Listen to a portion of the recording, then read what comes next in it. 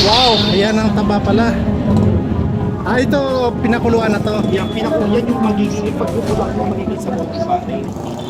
Ano to, walang halong karne, puro taba lang to siya. Taba lang ng baka yan. Baka, taba ng baka. Tapos, Lagyan ng sili ng ibang mga spices. Sili spice na ginagamit namin. posita, aahonin yan.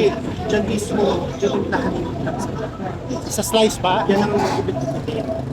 Tapos, Actually, ang taba pag napapakuluan, natutunaw siyang pusa. ah, Parang ganito yan. Di ba from there, magiging ganito na siya. Kahit kung gawin mo yan, nagbibigay niya na yung sabon. ayun. Natutunaw. So, hindi na yan nililipat dito? Ayun na yun. Diyan ka nakukuha. Diyan na yung bago magiging. Ito pinauubos ng puno. Wala ko yung umaga. Mga ilang minuto siya pinapakuluan? Matagal. Siguro mga, hindi ako siya kasalang. Matagal pala. Talaga. Kasi ang natin yung bentakan sa Okay. siyempre dahil taba ng bako. So ganyan pala guys ang pagluluto nila ng taba guys. Matagal daw pakuluan. Order namin yung order. Oo. Matagal daw talaga siya pinapakuluan.